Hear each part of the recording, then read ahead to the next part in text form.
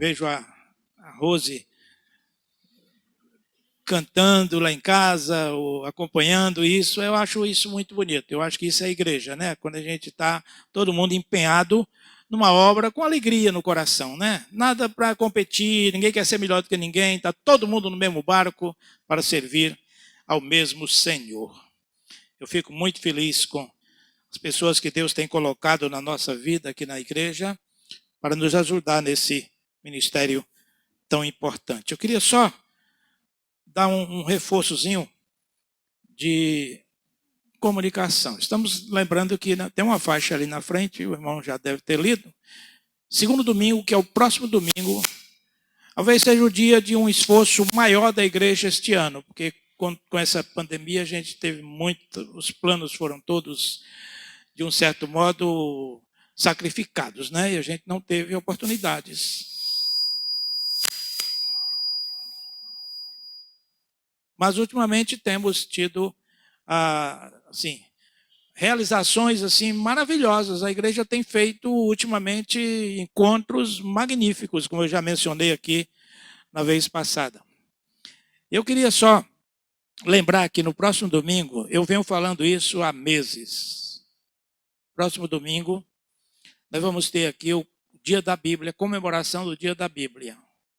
Os irmãos já sabem que foi uma ideia do irmão que ele compartilhou comigo, o saudoso irmão Assis, lá no meu gabinete, eu dei apoio. Semana seguinte ele trouxe 40 Bíblias e botou ali no meu gabinete, pastor, para a gente entregar às pessoas no Dia da Bíblia. E aí, ele está lá na glória, melhor do que nós, disparadamente, nós aqui com saudade dele, mas deixou conosco esse legado. Logo eu apoiei e a gente está aqui para fazer esse trabalho. Mas eu quero somente dizer aos irmãos que eu venho avisando, irmão, pelo menos uma pessoa que você ama, que você gosta, que gostaria que ela fosse atingida pela graça de Deus, fale de Jesus, está com meses que eu venho falando isso. No dia, traga pelo menos uma pessoa que eu já seria muito bom. E aí, vai chegar no próximo domingo, né? Eu espero que o irmão tenha feito a sua parte. Convidado e não apenas convidado. Tanto que não teremos EBD domingo. Por quê? Porque eu quero que você vá na casa do seu convidado e venha com ele para a igreja. Se você vier, esperar que ele venha, então é uma coisa assim, um trabalho muito sério. E a gente vai ter aqui um momento especial. Cada um vai entregar a Bíblia ao seu amigo aqui na frente. Então vai ser muito importante para nós a sua participação, o seu envolvimento. Muito bem. Meus irmãos, eu quero conversar com os irmãos sobre entre a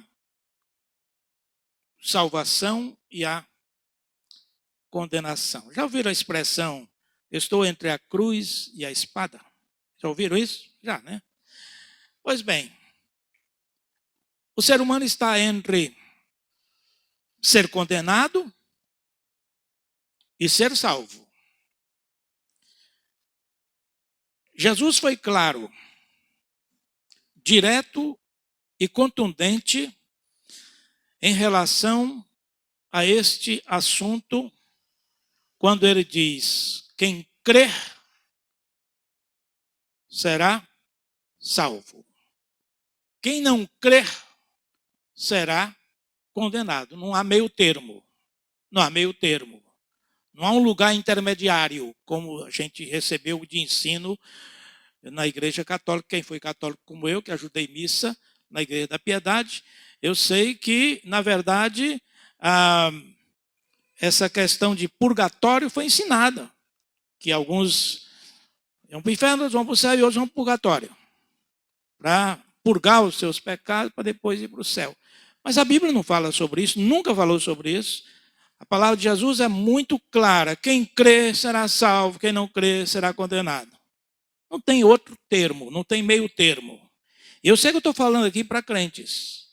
Estou falando para crentes, porque provavelmente todo mundo aqui, todos que estão aqui são crentes. Mas se não for, a mensagem vale. Crer em Jesus credencia o ser humano a uma vida eterna, feliz, com o Pai, com o Criador, com o nosso Deus lá na glória. Rejeitar a Jesus significa caminhar para uma condenação eterna com Satã lá no inferno. E pastor, você está pegando pesado. Não, é a Bíblia que diz. É a Bíblia que fala sobre isso. E a gente às vezes fica, sabe, o céu é bom. E a gente fala muito sobre o céu. Eu prego muito sobre o céu. Mas a gente sabe que quem não for para o céu, para onde vai? A gente sabe.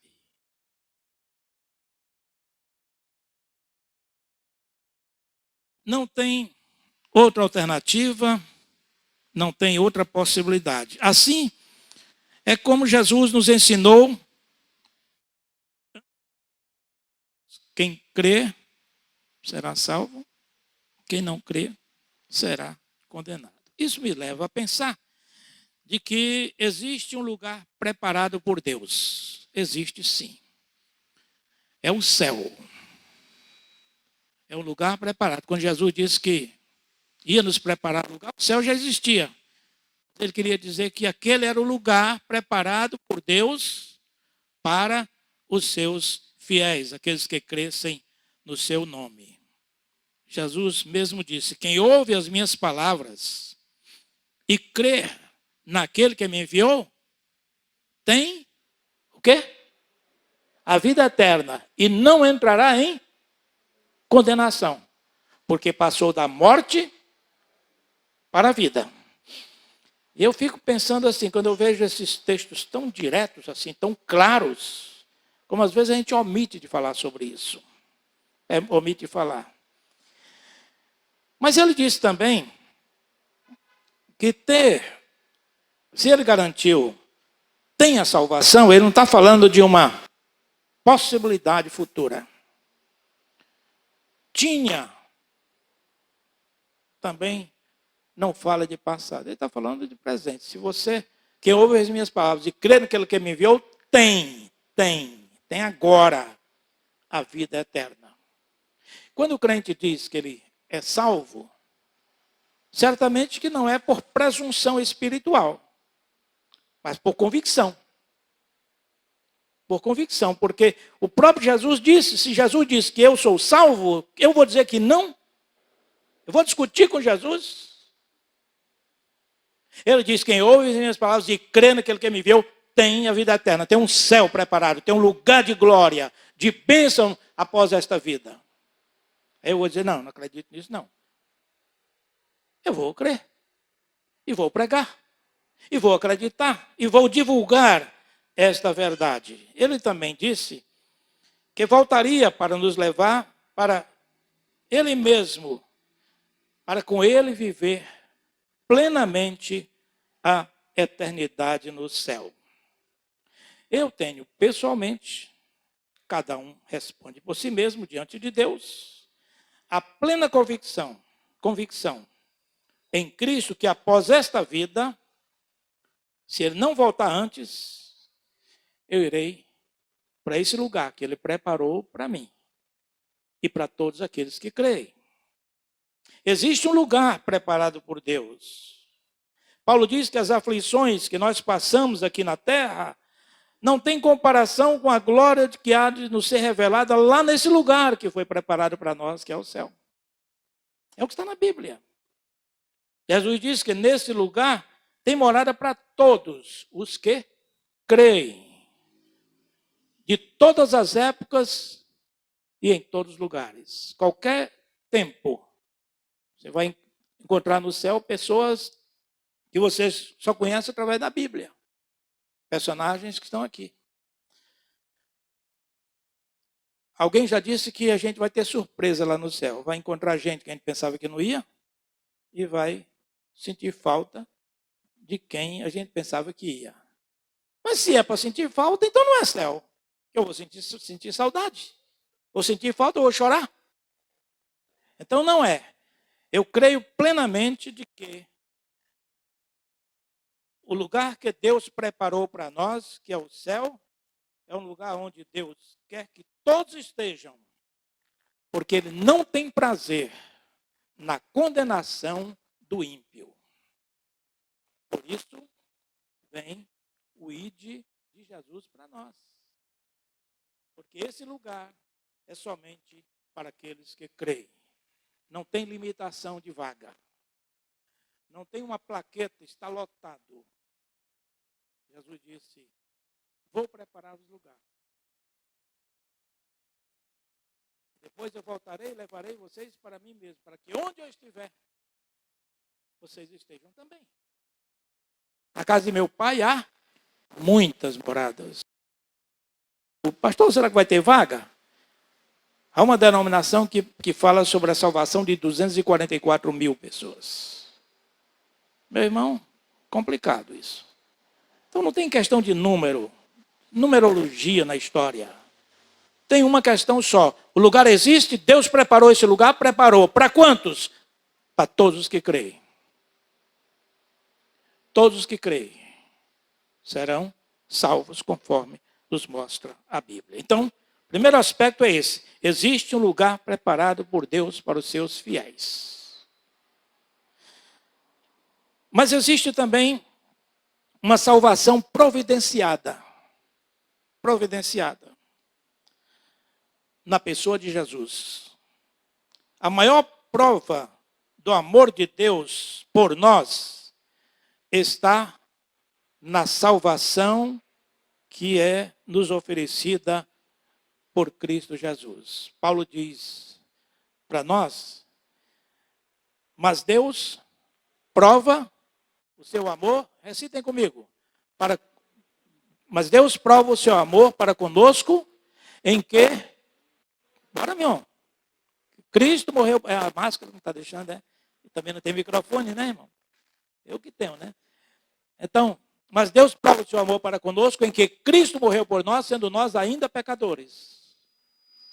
No nosso pecado, nas nossas limitações, Deus nos amou e deu o seu Filho para morrer por nós. Nisso, o motivo é o amor de Deus, a graça é a ação e resultado, e a salvação do objeto do seu amor, que somos nós. Isto é, Cristo fez a obra completa para que eu fosse salvo, para que você fosse salvo, para que o seu amigo que você está convidando para domingo seja salvo, para que todo aquele que nele crê não pereça, mas tenha a vida eterna. Nós jamais seríamos salvos ou pela lei, ainda que tenha a sua importância histórica e a sua importância para nós ainda hoje. Jamais seríamos salvos pelo cumprimento da lei, ou pelas obras, ou por qualquer qualificação humana.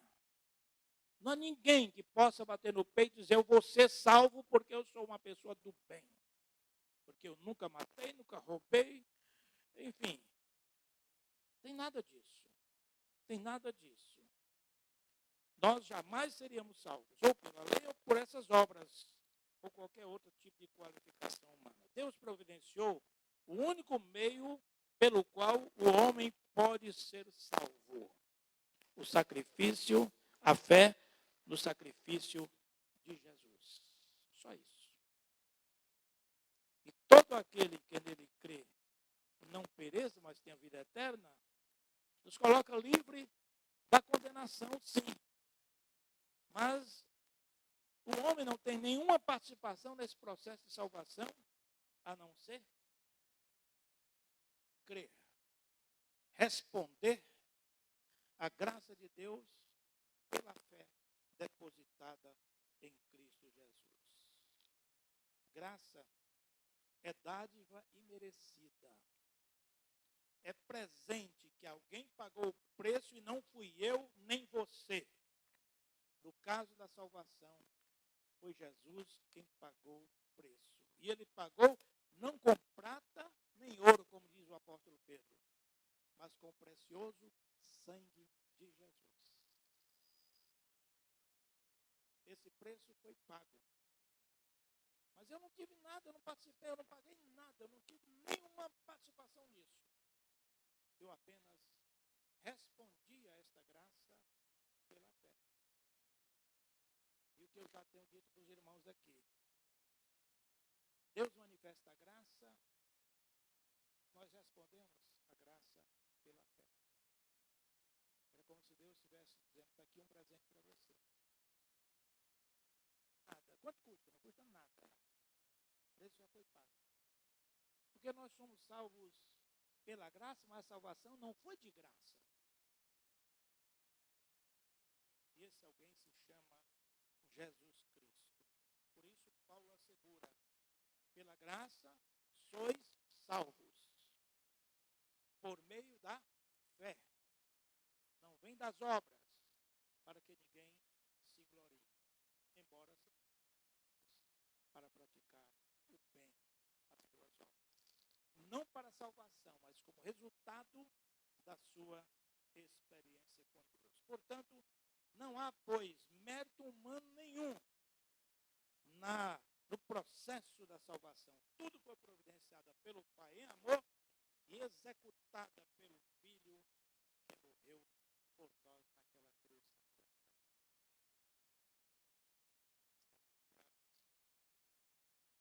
Muito claro que eu não tenho participação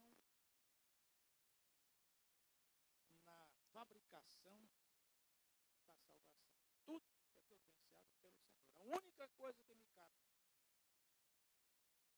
receber o presente. É dizer, eu creio nessa salvação.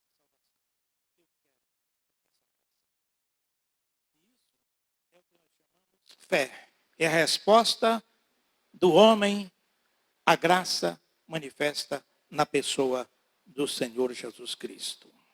Terceira e última coisa é que existe uma decisão a ser tomada. Se existe existe também uma decisão a ser tomada. Quando Jesus bradou na cruz, está consumado.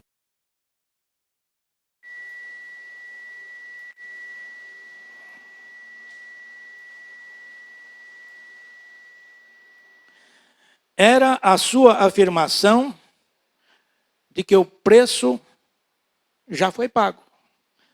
Terminei. Acabei de pagar o preço da salvação. Está consumada a obra. O que eu vim fazer neste mundo, eu acabei de fazer. Cumpri conforme o Pai determinou, para que o homem seja salvo mediante a fé, crendo no meu sacrifício. Como, pois, o pecador, como eu e você, podemos tomar posse desta graça ou dessa dádiva imerecida? Apenas pela fé. Podemos responder a esta graça, esse presente tão valioso e tão imerecido. E quem não tem fé, capacidade que somente nós, seres humanos, temos para se decidir e aceitar essa dádiva. Há quem acha que o homem nem tem que tomar decisão. Deus já escolheu. Se ele escolheu você para ir para o céu, você vai. Mas se ele escolheu você para ir para o inferno, você vai. Não importa se você veio para a igreja, se você aceitou Jesus, se você chorou, pediu perdão a Deus, porque se ele determinou, está determinado. Deus sabe quem vai ser salvo, a vida toda ele sabe disso, porque ele é onisciente. Mas eu não sei. O que ele disse para mim foi que é salvo aquele que crer em Jesus como seu salvador pessoal. Não há outro caminho, não há outro meio. Ou há? Só por meio de Jesus. Jesus responde, então dizendo, aquele que crer será salvo, quem não crer será condenado. Então o ato de crer é simplesmente uma rendição do ser humano respondendo a esta graça de Deus. Ele não está fazendo nada para ser salvo, ele está apenas recebendo o presente da parte de Deus. Paulo disse ao carcereiro, que estava cuidando dele na prisão. E Paulo é sensacional, assim, eu tenho maior admiração ao apóstolo Paulo. Porque ele era gente como nós, né? Tinha momentos de chateação, de raiva, de vez em quando esquentava a cabeça, dizia uma coisa e outra e tal, mas era fiel ao Senhor. E fiel à sua missão determinada por Jesus desde o caminho de Damasco. Pois bem, esse Paulo está preso juntamente com seu irmão Silas, irmão na fé, por causa do evangelho, por causa de Jesus, não que ele tivesse cometido qualquer atrocidade. De repente, acontece alguma coisa e abrem-se as portas, os grilhões se rompem e os presos estão livres. E aquele homem, carcereiro, fica apavorado diante disso. E Paulo o tranquiliza, diz: espera aí, fique calmo, não vai sair ninguém daqui. Ninguém vai sair daqui. E o homem fica admirado porque ele já vinha observando o comportamento de Paulo. Como é que uma pessoa presa podia escrever cartas de otimismo para as pessoas, para levantar a autoestima das pessoas lá fora? O carcereiro diz: esse homem é extraordinário.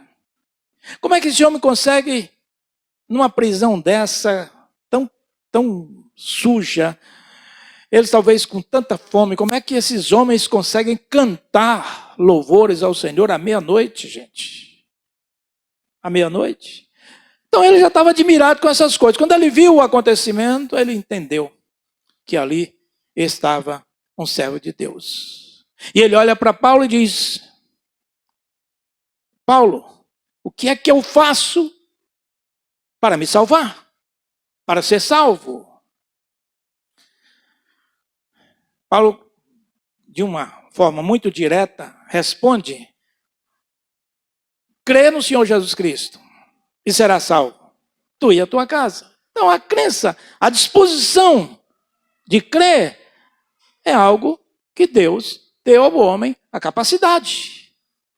A capacidade de tomar decisões, de aceitar ou não aceitar o presente da parte de Deus. E aquele homem creu e toda a sua casa foi atingida pela graça de Deus. Qual é, pois, a vontade de Deus? Que ninguém pereça, mas que todos tenham vida eterna. Você sabe o amigo que você está evangelizando? Deus quer a salvação dele. Sabe um amigo que você não está evangelizando? Deus quer a salvação dele. Sabe aquele parente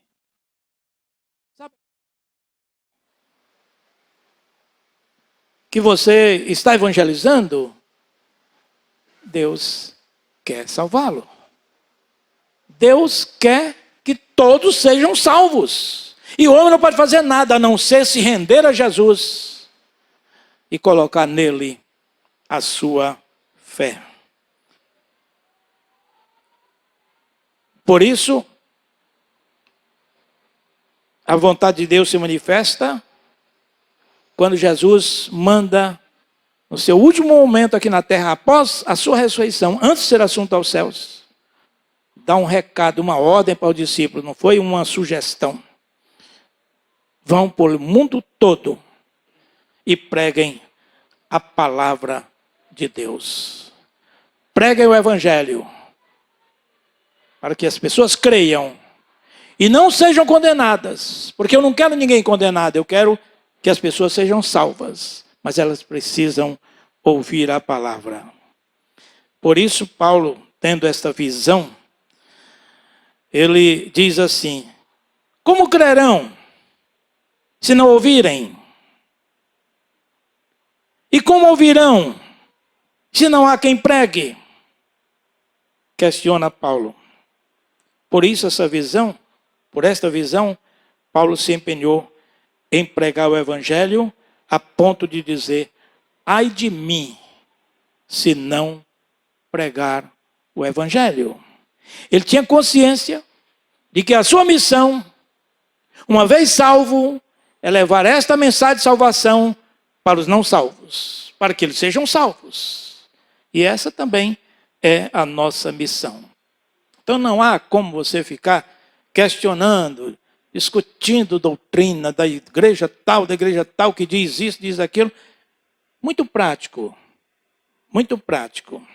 Quando Guilherme Carey, jovem e ardoroso pastor batista, reconhecido como o pai das missões modernas, apresentou um plano missionário para um seleto grupo de empresários cristãos americanos e ingleses para fazer missões na China e na Índia. Ele ouviu um interlocutor do grupo a seguinte aberração: meu filho, se Deus quiser salvar os chineses e os indianos, Ele que é soberano fará isso sem precisar de mim, de você ou de ninguém. Por isso, jovem, sente-se e cale a boca. Graças a Deus que Guilherme Carey não se intimidou, não calou a boca e começou então a realizar as obras missionárias que atingiram vários países, inclusive o nosso querido Brasil. Não tem como você conhecer o Evangelho de Jesus e cruzar os braços diante do outro que não conhece a verdade. E as denominações, e os grupos, e as pessoas até, que acham que por Deus ser soberano, Ele vai salvar quem Ele quer e vai condenar quem Ele quer, esses grupos geralmente não fazem missões, não crescem. As denominações que aderiram ao calvinismo não crescem, não fazem evangelismo. Agora, discutem a Bíblia como ninguém. Eu fui ao Campinas, São Paulo, fazer um curso de locução, porque eu tinha um programa de rádio lá em Alagoas. E aí eu fui convidado para participar, fazer esse curso por 2 vezes. E eu fiz e me hospedei num seminário de uma denominação extremamente defensora da chamada predestinação. E foi uma experiência cruel, sabe por quê? Porque, por mais que a gente não tivesse muita convivência com os seminaristas, eles tinham sempre uma piadinha para falar sobre os batistas. Porque se achavam muito eruditos, muito intelectuais. Muito intelectuais.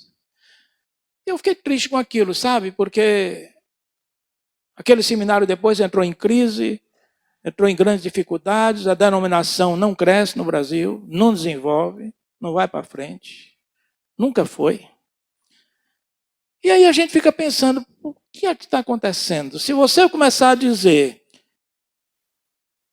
que a salvação não depende da pregação, você não tem que pregar, porque se Deus quiser salvar, Ele salva? É claro que Ele salva quem Ele quiser. Claro que Ele salva. Mas não foi isso que Ele colocou para nós. Não foi isso que Ele deixou para nós como ensinamento. Zaqueu foi à procura de Jesus. Não foi Jesus que foi à procura de Zaqueu. Foi Zaqueu que foi à procura de Jesus. Por quê? Sentia tristeza no seu interior. Sentia uma tristeza profunda. Era rico, tinha um emprego rendoso, tinha uma certa ascensão social, mas era considerado um traidor dos seus patrícios judeus, porque cobrava impostos dos judeus e entregava ao Império Romano. E isso realmente causou problema. Ele, então, se sentia uma inquietação. Essa inquietação já é obra do Espírito Santo. Porque ele sentiu vontade de conhecer Jesus. Ouviu falar sobre Jesus e foi atrás de Jesus. E Jesus, ao ir à casa dele, fez a seguinte declaração: na verdade, este homem, nesta casa hoje, chegou à salvação. Por quê? Porque ele recebeu Jesus. porque ele procurou Jesus. Então, a nossa missão não é esperar que as pessoas nos procurem. Nós temos que ir ao encontro delas para que elas ouçam a palavra de Deus. Por outro lado, um jovem rico procurou Jesus, queria ser salvo, mas se decidiu por continuar na sua vida em apego às riquezas em primeiro lugar, porque ele queria negociar com Jesus. Negociar com Jesus. Afinal, era um moço de boa família, religioso ao extremo desde nascença, e era um jovem muito rico. Mas ele preferiu outra coisa, ele fez outra escolha. Zaqueu fez uma coisa, o jovem rico fez outra. Ambos ricos, um abriu mão de riqueza porque disse: eu encontrei Jesus e esse é o meu grande tesouro. E é esse que eu vou seguir, é esse que eu vou adorar. É esse que eu vou realmente com ele trilhar para a vida eterna. Já aquele jovem rico, diz o texto que ele, ao ouvir as exigências de Jesus de abrir mão das suas riquezas, era só um teste, ele saiu tristemente da presença de Jesus. Porque fez a escolha errada, equivocada. Então é muito bom a gente parar para pensar que o que a Bíblia nos mostra é que ninguém negocia a salvação. Ou você responde pela fé, ou não responde. Não há nenhuma promessa dentro do Evangelho, da parte de Cristo, nem dos apóstolos, que uma pessoa vai ser crente para poder ficar rico, para poder prosperar, para a sua empresa que está falida, passar a se multiplicar. Não há nada disso. A salvação não tem nada a ver com isso. A salvação é a obra do Senhor, Deus para o homem. Jesus veio e deu a vida pelo mundo todo, porque Deus amou o mundo, para que todo aquele que nele crê não pereça no inferno, mas tenha a vida eterna no céu. É isso que a Bíblia nos mostra. O Evangelho não oferece vantagem material aos seus fiéis, mas espirituais, com paz e alegria no seu coração. Ao ouvir o Evangelho, cabe ao ouvinte aceitar ou rejeitar. Mesmo que parcialmente, porque você pode rejeitar por um tempo e daqui a pouco aceitar. Meu pai, meu avô pregou o Evangelho para ele tomou a Bíblia do meu avô, jogou no chão e espezinhou. Ficou pisando na Bíblia. Minha mãe chorou de tristeza. Meu velho, como é que você fez isso com a Bíblia do meu pai? O pai estava só falando de Jesus para você. E ele não queria nem saber. Rejeitou. Mas Deus deu a graça a ele, a oportunidade, e ele lá na frente se tornou um servo de Deus, pregador leigo do Evangelho do Senhor Jesus. É uma questão de lógica. A salvação é obra de Deus, consumada em Cristo Jesus, para oferecer ao homem de graça, porque o preço já foi pago. O homem compete apenas receber. E isso é um ato de crer, de ter fé. E a fé é um dom de Deus, é a capacidade que Deus deu ao ser humano de fazer escolhas. Ele pode direcionar para onde ele quiser. Até quando uma pessoa rejeita a Jesus e adere ao ateísmo, por exemplo, ou gnosticismo, quando ele toma esta posição, ele tomou porque ele acreditou, ele teve crença de que aquela doutrina é mais importante do que a doutrina bíblica. É um tipo de fé.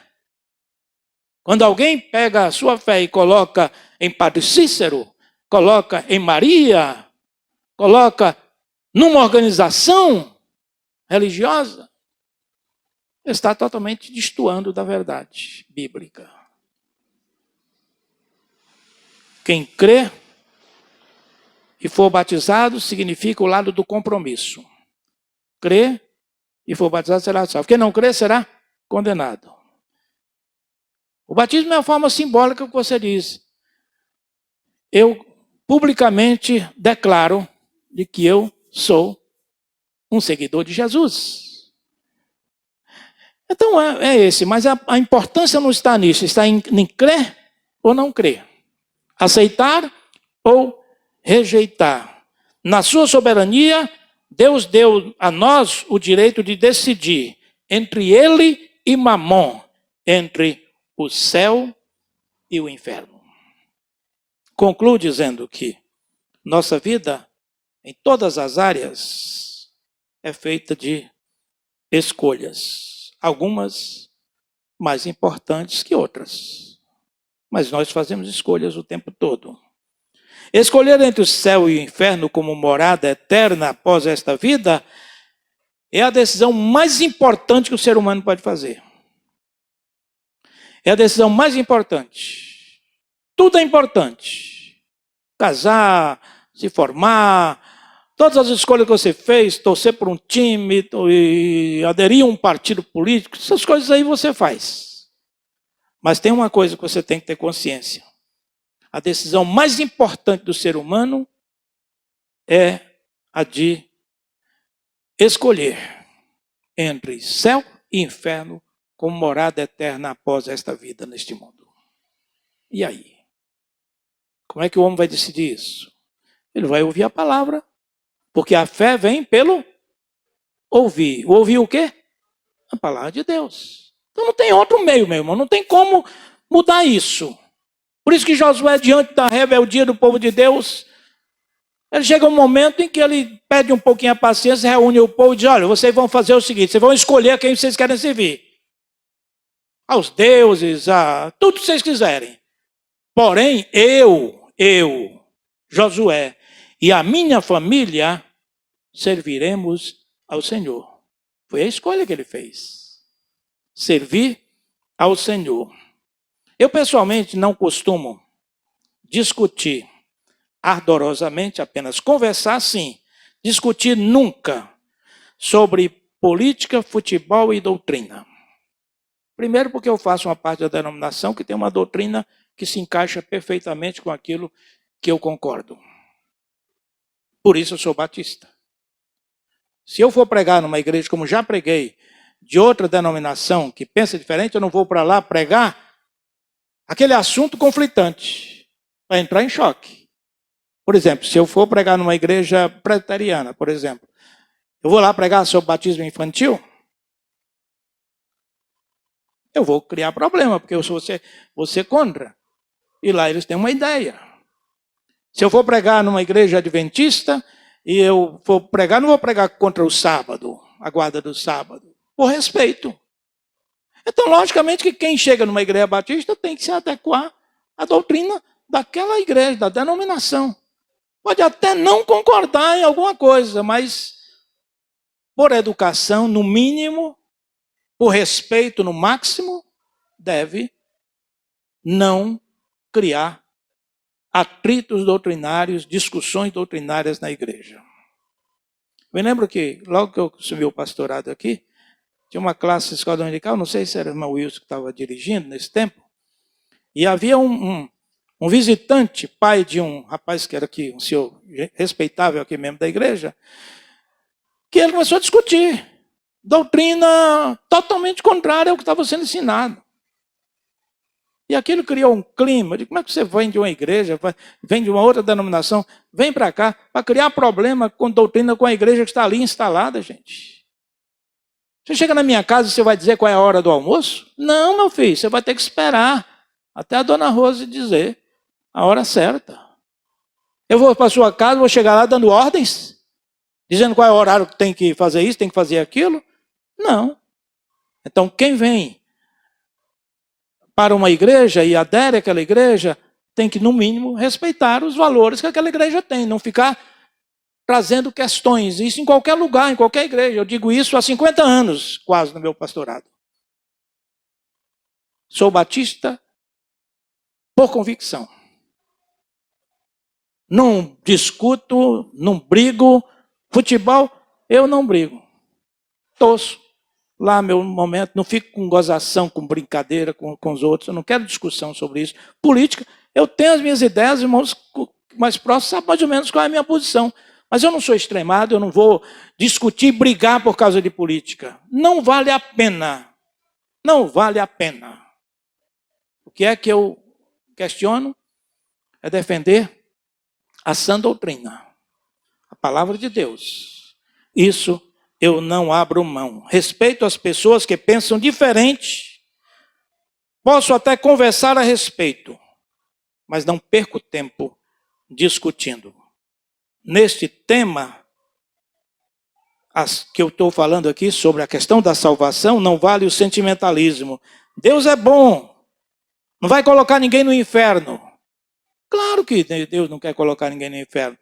A Bíblia diz que Deus quer que todos se arrependam. Ele amou todos para que creiam. Então, a questão é, Deus não coloca ninguém no inferno. Ele apresenta o céu e cabe ao homem fazer a sua decisão de aceitar ou não a salvação oferecida por Jesus Cristo, que morreu na cruz pela sua salvação, para a sua salvação. Entendo que, com isso aqui, eu coloco a seguinte ideia: não tem como mudar. Jesus Cristo diz: quem crê será salvo. Quem não crê será condenado. Que passar disso seja anátema. Que Deus nos abençoe. Amém, irmãos? Muito bem. Nós vamos agora ter a celebração da ceia do Senhor, né? Teremos a celebração da ceia. Eu convido os irmãos desta igreja, ou de outra igreja, de outra denominação, que esteja aqui conosco, mas que estejam em comunhão com a sua igreja lá, que possa participar conosco desse momento tão importante na vida da igreja, tá bom? Convido os irmãos diáconos para nos ajudarem aqui.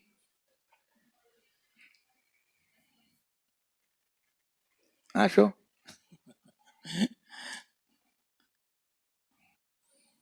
Muito bem. Tudo bem, meu irmão? Na paz? Na graça? Meus irmãos, nós vamos fazer aqui o que Cristo fez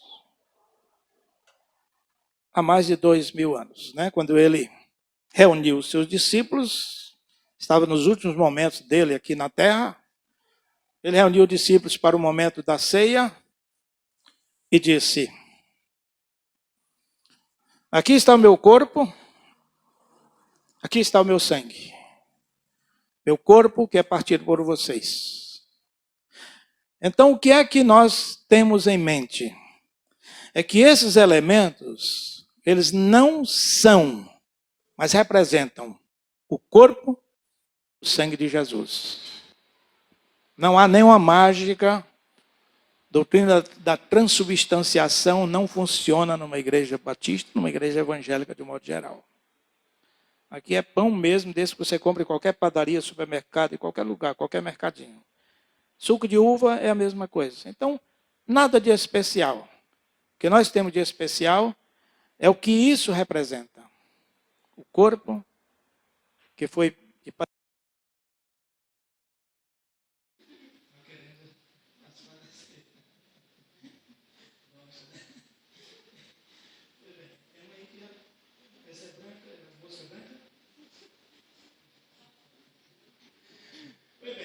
Então, os irmãos vão sair, primeiramente, desse lado. O irmão vem, pega seu... Isso aqui ainda é, no caso, é o mesmo sistema? Certo. Então, os irmãos desse lado aqui, vem primeiro, pega o seu pão, pega o seu cálice, volta para o seu lugar.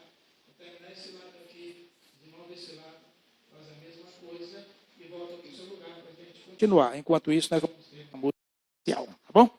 Deus abençoe, irmãos.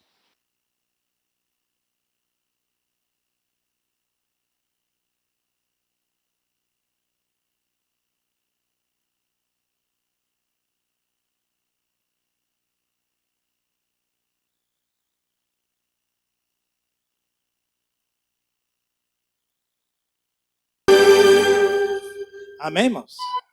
Que bênção, não é? Muito bem. Alguém não recebeu Estava orando, irmão. Estava orando, estava dormindo, não.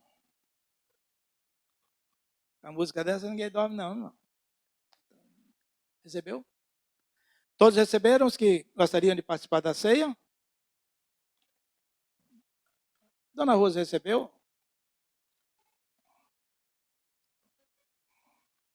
Bom, não sei. Porque tem um pessoal que trabalha ali com as crianças, aí a gente não sabe, né? Mas quem está aqui, todos aqui receberam os que gostariam de participar da ceia, certo? Muito bem. Pega o seu.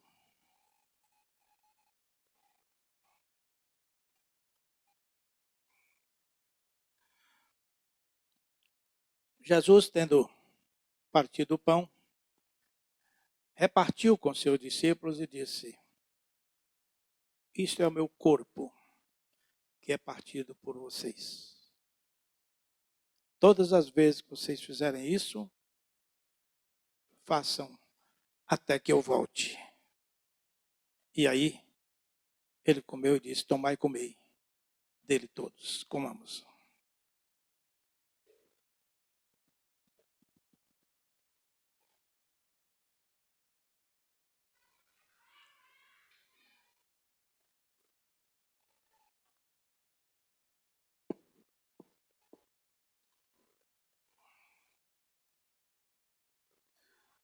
Da mesma forma, depois de cear, Jesus distribuiu o cálice, dizendo: este é o meu sangue, novo testamento, novo pacto que eu tenho com vocês. Fazer isso todas as vezes que fizerdes em memória de mim. Bebamos todos.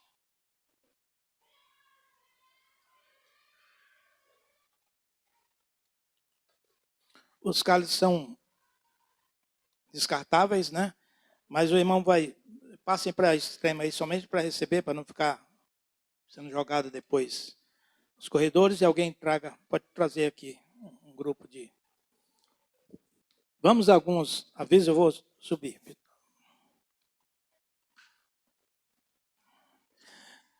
Deixa eu fazer algumas comunicações.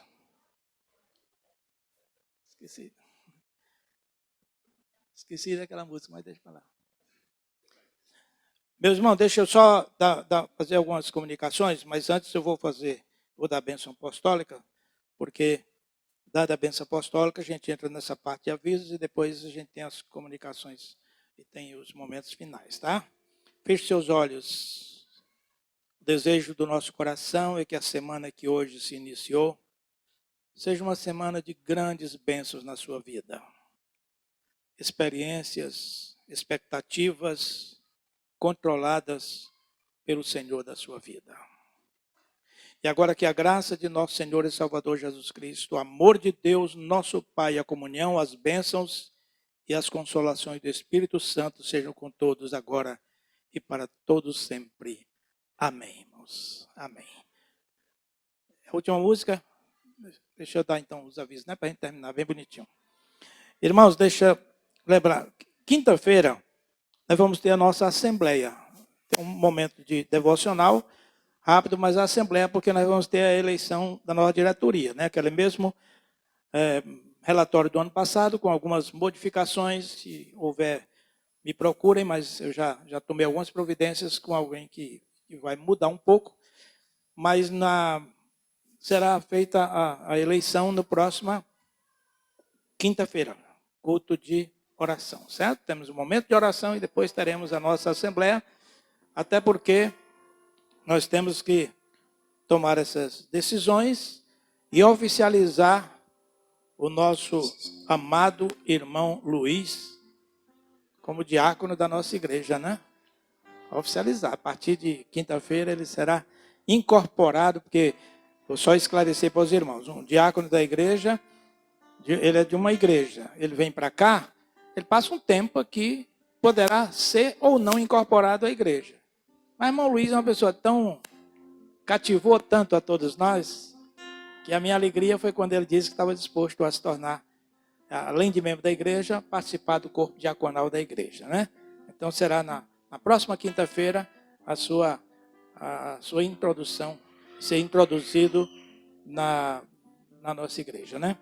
E eu queria lembrar aos irmãos O domingo, irmãos, não faltem, não faltem. E agradecer aos irmãos que participaram diretamente da programação. Tem algumas... O pessoal está conversando. Vamos ver algumas de ontem. Olha ali, olha quem é que está ali. Moisés, irmão Moisés. Os personagens da Bíblia de ontem. Ali é Davi. Quem é mais? Paulo. E Maria. Mas não passou na frente, não. Vamos... Aí nós tivemos alguns momentos assim, era de 6 em 6 pessoas que assistiam, cada um dos representantes bíblicos, né, que estavam aí, devidamente caracterizados, e foi muito legal. Tivemos lanche, tivemos músicas, tivemos um momento muito agradável, como tem sido agradáveis os nossos momentos aqui na nossa igreja. Cada momento tem sido maravilhoso. Semana passada a gente foi lá para Morro Branco com os casais, foi uma beleza. Ontem tivemos isso aí. E assim nós temos sido abençoados por Deus com muitas e muitas coisas boas, né? Lembrando aos irmãos que no próximo domingo, dia da Bíblia, esperamos o irmão trazendo o seu visitante. Vá buscar em casa, mas traga, porque temos uma Bíblia para o seu amigo e essa é uma oportunidade muito boa para todos nós. Exatamente. Por causa disso, que eu quero que o irmão traga o seu visitante, nós não vamos ter EBD no próximo domingo, né? A lição o Marcelo fará na quinta-feira subsequente, né? Então, nós teremos o nosso culto, começando às 19 horas, e você vai trazer seu visitante para vir aqui ouvir a palavra de Deus e ganhar uma Bíblia. Isso é muito importante para nós. Venha mesmo, mas venha mesmo, com vontade, com amor, ore pelo seu amigo, até essa semana. Mas não é só... Não, vai lá na minha igreja. Não, é evangelista. Fale de Jesus para eles, esse seu amigo. E espero que Deus possa abençoar a sua vida, tá bom? Vamos ficar em pé agora e vamos louvar ao Senhor de todo o coração. Mais uma vez, falando sobre o coral da nossa igreja, que foi uma bênção hoje aí. Obrigado a vocês. A tua graça me basta. Quarta-feira, coristas, que horas? 8 horas, né? Todos aqui. Eu não preciso ser reconhecido por ninguém. A minha glória é fazer com que conheçam a Ti e que diminua eu, para que Tu cresças, Senhor, mais e mais.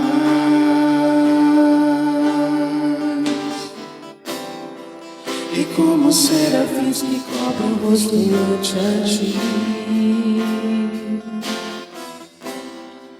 escondo o rosto para que vejam Tua face em mim e que diminua eu, para que Tu cresças, Senhor, mais e mais. No Santo dos Santos, a fumaça me esconde, só Teus olhos me veem, debaixo de Tuas asas é o meu abrigo, meu lugar secreto, só Tua graça me basta e Tua presença é o meu prazer.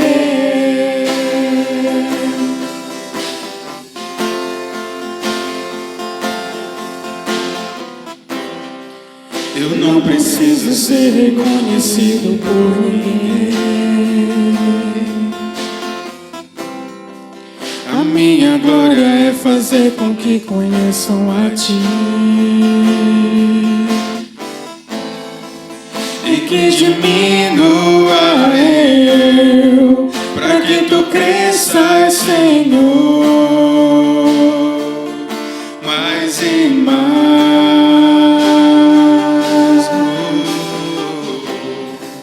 E com como serafins que cobrem o rosto ante a ti.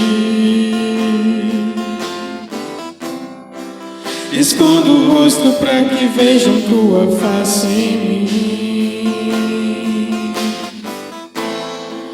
e que diminua eu, para que tu cresças, Senhor, mais e mais. Do Santo dos Santos a fumaça me esconde, só teus olhos me veem, debaixo de tuas asas é o meu abrigo, meu lugar secreto. Só tua graça me basta, e tua presença é o meu prazer. No Santo dos Santos a fumaça me esconde, só teus olhos me veem, debaixo de tuas asas é o meu abrigo, meu lugar secreto. Só tua graça me basta, e tua presença é meu prazer.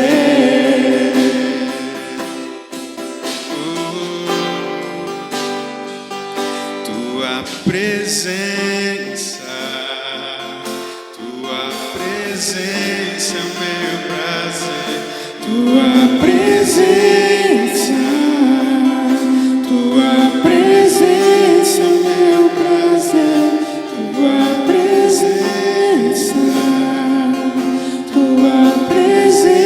é o meu prazer. Tua presença é o meu prazer.